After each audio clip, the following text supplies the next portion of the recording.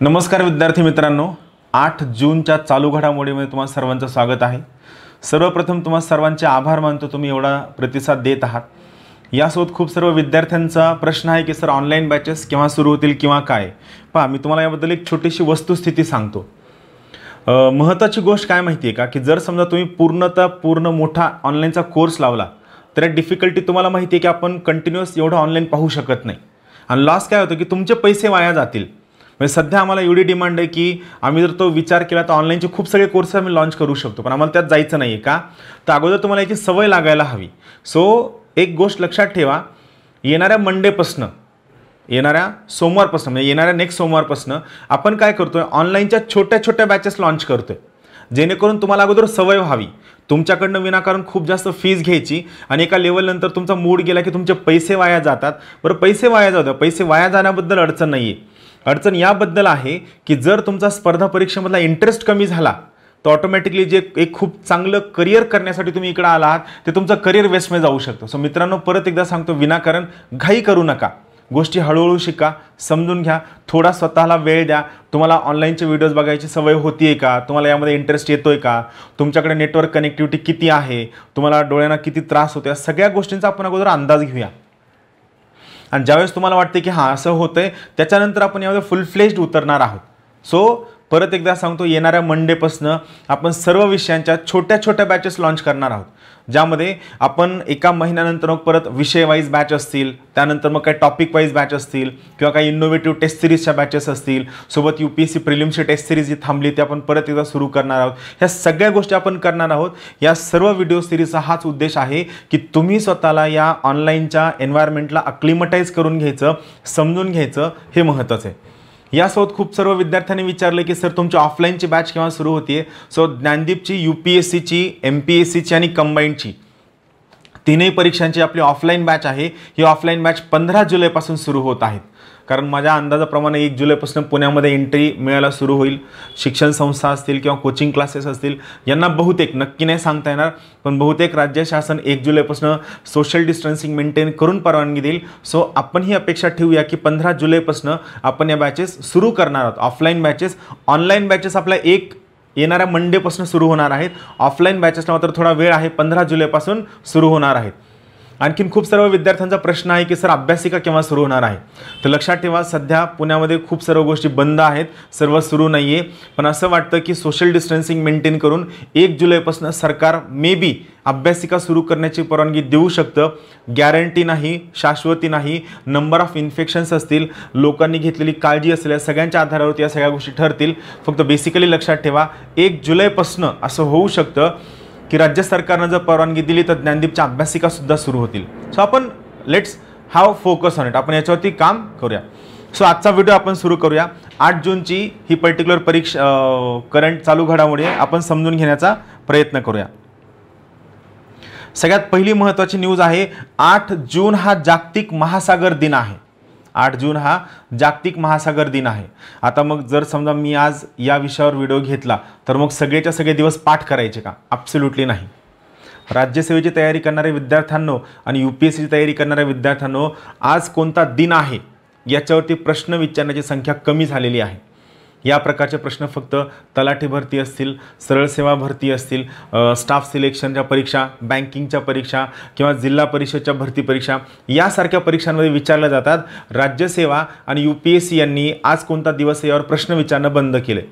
आपण ही माहिती का गोळा करत आहोत तर आपल्याला काही बेसिक गोष्टी, आपल्याला या दिनच्या पलीकडे जाऊन त्याची काय थीम आहे याच्याबद्दल आपल्याला शिकून घ्यायचं आहे। सगळ्यात महत्त्वाची गोष्ट, दी ओशन प्रोजेक्ट नावाचा एक प्रोजेक्ट 1997 साली अमेरिकेत स्थापन झाला। सध्या हा प्रोजेक्ट जागतिक लेवलला राबविला जातो। पहिली महत्त्वाची गोष्ट, या ओशन प्रोजेक्टचा एक उद्देश होता की एकच महासागर ही संकल्पना मांडली जावी। म्हणजे सध्या जे आपला आहे ना, पॅसिफिक महासागर असेल, अटलांटिक महासागर असेल, इंडियन ओशन असेल किंवा दक्षिण महासागर असेल, हे सगळे ओशन न ठेवता सगळ्यांना काय करायचं, एकच महासागराचं नाव द्यायचं व त्याला एक सिंगल एंटिटी, एक सिंगल युनिट म्हणून ट्रीट करायचं, हा उद्देश होता।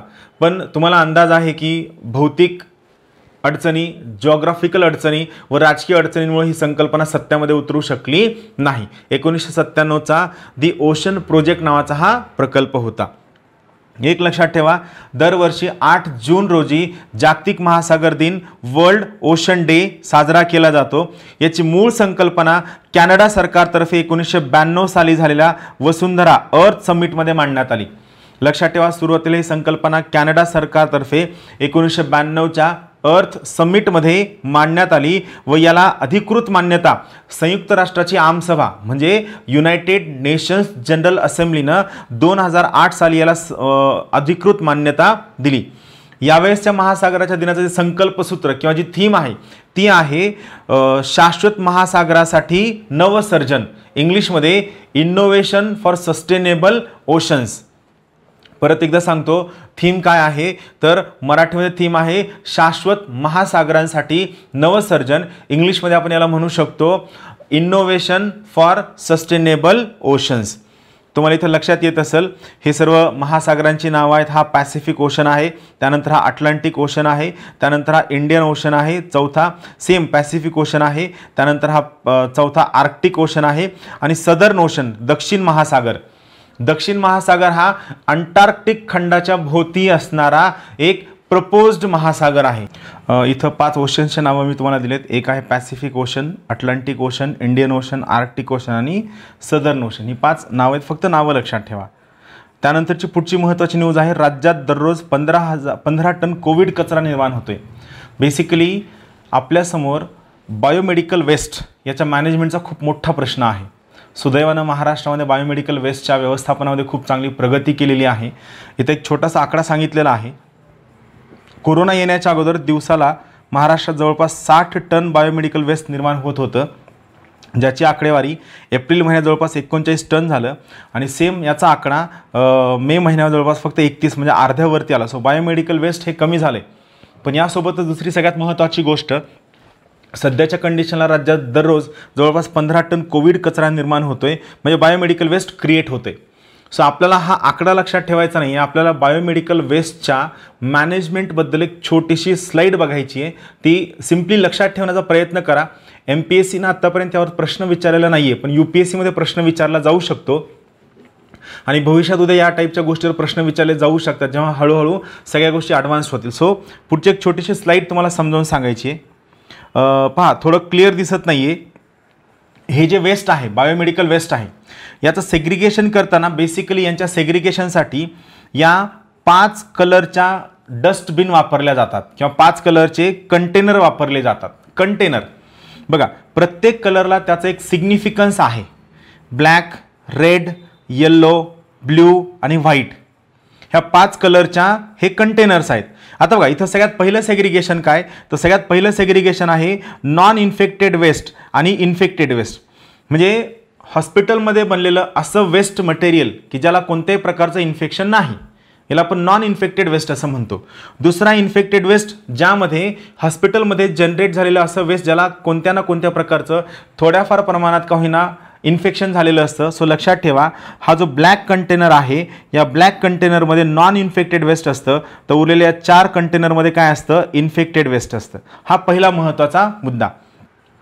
आता बघा, याच्यामध्ये काय असतं ब्लॅक कंटेनरमध्ये, तर यामध्ये असतं cytotoxic drugs and chemical waste.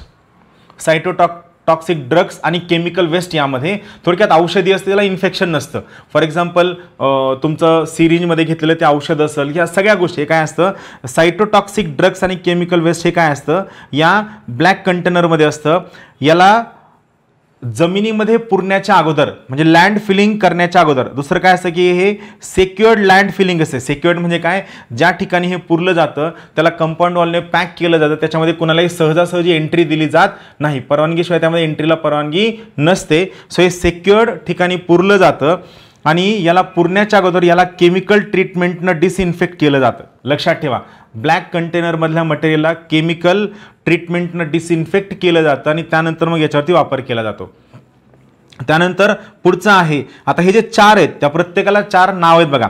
सगळ्यात पहिलं रेड कंटेनरमध्ये असतं सॉलिड वेस्ट, त्यानंतर 2 नंबरला येलो कंटेनरमध्ये असतं ॲनाटॉमिकल वेस्ट, 3 नंबरला असतं इन्फेक्टेड प्लास्टिक आणि 4 नंबरला असतं शार्प. शार्प म्हणजे काय, अणुकुचीदार वस्तू. आता बघा, रेडमध्ये काय असतं, इन्फेक्टेड ड्रेसिंग आणि पॉपकास्ट. म्हणजे काय, समजा लेटेस्ट माझ्या हाताला इथे इन्फेक्शन झालंय, सो इथं मला जी मलमपट्टी केली होती, ही मलमपट्टी काढल्यानंतर ज्या ठिकाणी टाकायला हवी तर ते काय असतं, ते रेड कंटेनर असतं, बरोबर आहे. सो इन्फेक्टेड ड्रेसिंग्स असतील, पॉपकास्ट असतील, हे लाल प्लास्टिक कंटेनरमध्ये टाकलं जातं व याला डिसइन्फेक्ट करण्यासाठी, याला प्रोसेस करण्यासाठी ऑटोक्लेव्ह नावाची प्रोसेस वापरली जाते.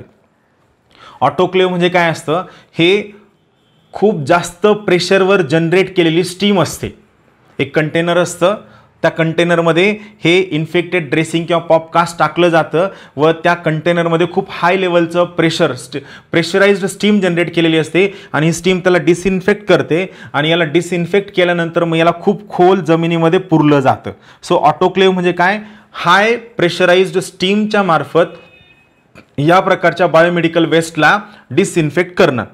त्यानंतर तिसरा येल्लो प्लास्टिक कंटेनर. यामध्ये काय असतं, यामध्ये असतं प्लॅसेंशिया, त्यानंतर पॅथॉलॉजी वेस्ट आणि बॉडी पार्ट. प्लॅसेंशिया म्हणजे प्रेग्नन्सी झाल्यानंतर जी नाळ असते, त्यानंतर बॉडी पार्ट, समजा एखाद्याचं ऑपरेशन केल्यानंतर समजा इथलच्या स्किनचा एखादा पार्ट काढलाय, हा पार्ट काढून त्या ठिकाणी टाकलाय, एखादा लिंब, हात आहे, बोट आहे, दात आहे किंवा जो काही तुटलेला पार्ट आहे बॉडीचा पार्ट, हा बॉडीचा पार्ट येल्लो कंटेनरमध्ये टाकला जातो व याला खूप खोलावरती पुरलं जातं, डीप बरियल केलं जातं.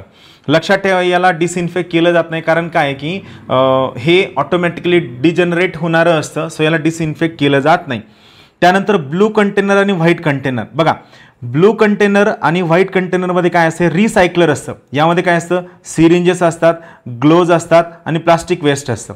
सिरिंजमध्ये काय तुम्हाला माहीत असेल, समजा लेटेस्ट हे इंजेक्शन आहे, इंजेक्शनच्या समोर जी सुई असते त्याला आपण निडल असं म्हणतो आणि सुई सोडून हा जो प्लास्टिकचा बॉडीचा भाग आहे त्या इंजेक्शनचा, याला आपण सिरिंज असं म्हणतो. सो सिरिंज असेल, डॉक्टरनी हातात वापरलेले ग्लोव्ज असतील किंवा इतर प्लास्टिक वेस्ट असेल, बरोबर आहे. तर हे प्लास्टिक वेस्ट यामध्ये ब्लू प्लास्टिक कंटेनरमध्ये टाकलं जातं व याला रिसायकल सुद्धा केलं जाऊ शकतं.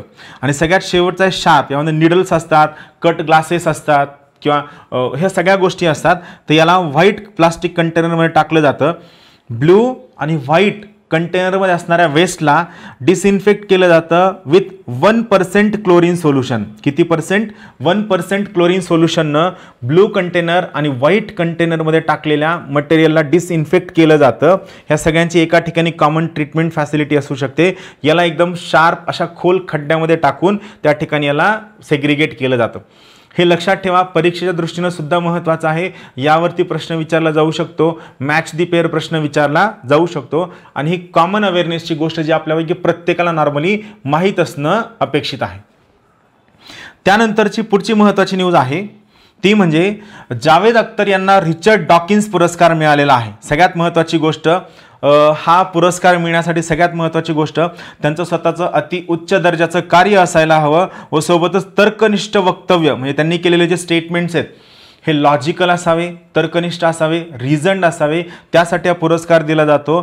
सगळ्यात महत्त्वाची गोष्ट, रिचर्ड डॉकिन्स पुरस्कार मिळविणारे जावेद अख्तर हे पहिले भारतीय व्यक्ती आहेत व त्यांनी स्वतःसुद्धा हा पुरस्कार मिळाल्याबद्दल जेव्हा मिळाला तेव्हा त्यांनी खूप जास्त आनंद व्यक्त केला की मी आनंदी आहे की मला हा पुरस्कार मिळालेला आहे. आपण या रिचर्ड डॉकिन्स पुरस्काराबद्दल थोडक्यात माहिती घेऊया. सगळ्यात महत्त्वाची गोष्ट, रिचर्ड डॉकिन्स अवॉर्ड हा वार्षिक अवॉर्ड आहे, दरवर्षी दिला जातो. हा देण्याची सुरुवात कोणी केली तर अथेइस्ट अलायन्स ऑफ अमेरिका यांनी हा पुरस्कार देण्याची सुरुवात केली. अथेइस्ट म्हणजे काय? नास्तिक. सो अथेइस्ट अलायन्स ऑफ अमेरिका यांनी पुरस्कार देण्याची सुरुवात केली. जुलै 2019 पासून हा पुरस्कार देण्याची जबाबदारी ही सेंटर फॉर इन्क्वायरी यांच्याकडे देण्यात आली. सेंटर फॉर इन्क्वायरी CFI यांच्याकडे देण्यात आली. हा पुरस्कार मिळण्यासाठी तो व्यक्ती डिस्टिंग्विश्ड इंडिव्हिज्युअल असावा, स्कॉलर असावा. मग कोणत्या कोणत्या क्षेत्रामधला स्कॉलर असू शकतो? सायन्समधला, स्कॉलरशिपमधला, एज्युकेशनमधला, एंटरटेनमेंटमधला. ज्यानं काय केलं असेल त्यानं स्वतःच्या व्हॅल्यूज या logically, rationally and with courage पब्लिकमध्ये वेगवेगळ्या स्टेटमेंटच्या माध्यमातून मांडल्या असाव्या.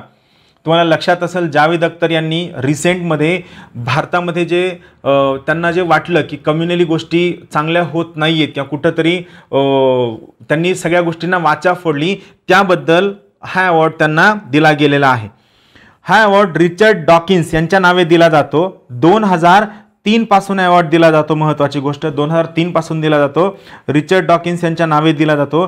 रिचर्ड डॉकिन्स हे इंग्लिश इव्होल्युशनरी बायोलॉजिस्ट आहेत आणि ज्यांना 2013 मध्ये वर्ल्ड टॉप थिंकर नावाचा एक पोल घेतला होता, त्यामुळे त्यांना वर्ल्ड टॉप थिंकर असं नाव दिलेलं आहे. परत एकदा सांगतो, रिचर्ड डॉकिन्स पुरस्कार मिळवणारे जावेद अख्तर हे भारतातील पहिले व्यक्ती आहेत. रिचर्ड डॉकिन्स हा वार्षिक पुरस्कार आहे, अथेइस्ट अलायन्स ऑफ अमेरिका यांच्या मार्फत दिला जायचा. 2019 पासून तो सेंटर फॉर इन्क्वायरी यांच्या मार्फत दिला जातो. 2003ला याची सुरुवात झाली. रिचर्ड डॉकिन्स हे इव्होल्युशनरी बायोलॉजिस्ट होते. 2013च्या एका ओपिनियन पॉलमध्ये त्यांना वर्ल्ड टॉप थिंकर म्हणून नामांकन झालं होतं. त्यानंतरची पुढची महत्त्वाची न्यूज आहे टोळांबद्दल, ज्यांना आपण लोकस्ट असं म्हणतो. तर बेसिकली यांनी काय सांगितलं की टोळांची जी साखळी आहे ही ज्या ठिकाणी आहे त्या ठिकाणी त्या साखळीला काय करा, नष्ट करा असं यांनी सुचवलेलं आहे. टोळ किंवा लोकस्ट हे कशामधलं आहे, तर ऑर्थोप्टेरा म्हणजे ऋतुपंखी या गणामधलं आहे. याबद्दल समोर आणखीन थोडी माहिती दिलेली आहे. त्याच्या अगोदर लोकस्ट हे जे नाव आहे हे नाव लॅटिन भाषेमधून आलेलं आहे. याचा अर्थ होतो जळालेली जमीन. म्हणजे जर तुम्ही एखाद्या जमिनीवर लोकस्ट किंवा टोळधाड जर बघितली, तुम्हाला लक्षात येईल की ती जमीन अशी पूर्णतः जळालेली वाटते. तिचा कलर असा पूर्णतः ड्राय ब्राऊन सारखा वाटतो, ज्या ठिकाणी कोणती गोष्ट ठेवलेली नाही, ती जमीन पूर्णतः जळून गेली आहे असं वाटतं. त्यामुळे त्याला लोकस्ट असं म्हणलं जातं. लोकस्ट लॅटिन शब्द आहे, जळालेली जमीन हा त्याचा अर्थ होतो. आफ्रिका खंडामध्ये त्यांचा सर्वात जास्त उपद्रव आहे व त्यांना स्थळानुसार व रंगानुसार त्यांना वेगवेगळे नाव दिले जातात. जसे की वाळवंटी लोकस्ट असेल, प्रवासी locust, Mumbai locust, Australia locust, America, मोरक्की, डोंगरी, तांबडे, तपकिरी टोळ ही सगळी नावं आहेत. भारतामध्ये कोणत्या प्रकारचा लोकस्ट सापडतो तरी लक्षात ठेवा, भारतामध्ये मेजरली शिस्टोसर्का ग्रिगेरिया नावाची जाती सगळ्यात जास्त आढळते. हे नाव तुम्हाला चांगलं माहीत असायला हवं. शिस्टोसर्का ग्रिगेरिया, परत एकदा सांगतो, शिस्टोसर्का ग्रिगेरिया नावाची प्रजाती भारतामध्ये सर्वात जास्त प्रमाणामध्ये आढळते. सगळ्यात महत्त्वाची गोष्ट, या किडीमध्ये प्रामुख्याने 3 प्रकारच्या प्रजाती आहेत व त्यामधील वाळवंटी टोळ म्हणजे डेझर्ट लोकस्ट हे नुकसान करणारी सगळ्यात महत्त्वाची प्रजाती आहे, जी तांबूस रंगांची असते. वाळवंटी टोळ डेझर्ट लोकस ही ब्राऊन कलरची असते, तांबूस रंगाची असते व सर्वात जास्त नुकसान पोचविते. याच्याबद्दल काही छोट्याशा इन्फॉर्मेशन आहेत, आपण समजून घेऊया. लोकस्ट हा फोटो आहे बघा, तुम्हाला लक्षात येत असेल हे कोणत्या प्रकारचं दिसतं. थोडक्यात हे काय, नागतोडा गटातला एक हे आहे. याचं कॉमन नाव लोकस्ट आहे, पण याचं जे सायंटिफिक नाव आहे ते आहे ॲक्रिडिडे. लक्षात ठेवा, सायंटिफिक नाव ॲक्रिडिडे. आणि सोबत मगाशी मी सांगितलेला महत्त्वाचा मुद्दा, भारतामध्ये शिस्टोसर्का ग्रिगेरिया नावाचं टोळ सगळ्यात जास्त आढळतं. त्यानंतर याचा टाईप इन्व्हर्टिब्रेट्स आहेत. आपल्याला मनका असतो, सो आपण वर्टिब्रेट्स आहोत. ज्या प्राण्यांमध्ये मनका नसतो त्यांना इन्व्हर्टिब्रेट्स म्हणलं जातं. सोपा अर्थ सांगतोय, याला खूप सगळे कॅरेक्टर्स लिंक्ड असतात. फक्त तुमच्या माहितीसाठी एकदम सोपा अर्थ सांगतोय. ज्या प्राण्यांमध्ये मनका असतो त्यांना वर्टिब्रेट्स म्हणलं जातं. आपल्याला त्याला आपण टेक्निकल भाषेत वर्टिब्रल कॉलम असं म्हणतो. व ज्या प्राण्यांमध्ये या प्रकारचा मनका नसतो त्यांना इन्व्हर्टिब्रेट्स असं म्हणलं जातं. लोकस्ट हा एक प्रकारचा इन्व्हर्टिब्रेट्स आहे. महत्त्वाची गोष्ट, पुढची महत्त्वाची गोष्ट, यांचं डाएट म्हणजे यांचं खाणं हे हर्बिवोरस प्रकारचं आहे. हर्बिवोरस म्हणजे काय, ते तृणधान्य खाणारे प्राणी आहेत. ते व्हेजिटेबल किंवा व्हेजिटेटिव्ह गोष्टीवरती जगतात. आता तुम्ही ज्या न्यूज पाहिल्यात त्यात माईट बी तुम्हाला असं वाटू शकतं की हे जे लोकस्ट आहेत हे कंटिन्युअस थव्यानंच राहतात का, तर ॲब्सोल्युटली नाही. लक्षात ठेवा, लोकस्ट नावाचा हा जो कीटक आहे हा कीटक सॉलिटरी आहे. तो एकटा एकटा असतो. फक्त काही स्पेसिफिक कंडिशनमध्येच हा एवढ्या मोठ्या प्रमाणामध्ये याची ग्रोथ होते. मग स्पेसिफिक कंडिशन कोणत्या आणि कोणत्या कंडिशनमध्ये यांची ग्रोथ होते, तर लोकसची खूप मोठ्या प्रमाणामध्ये ग्रोथ होण्यासाठी सगळ्यात मेन कंडिशन आहे एका वर्षी खूप मोठा दुष्काळ पडणं. आणि या दुष्काळानंतर जर लगेच खूप चांगला पाऊस झाला आणि या पावसानंतर खूप मोठ्या प्रमाणामध्ये व्हेजिटेटिव्ह ग्रोथ झाली तर लोकसची खूप मोठ्या प्रमाणात ग्रोथ होते. का होते त्यामागचं सायन्स तुम्हाला सांगतो. बघा, इथं फेवरेबल कंडिशन मी सांगितली आहे. दुष्काळ पडलाय, खूप मोठ्या प्रमाणात दुष्काळ पडलाय आणि दुष्काळानंतर खूप जास्त पाऊस पडलाय.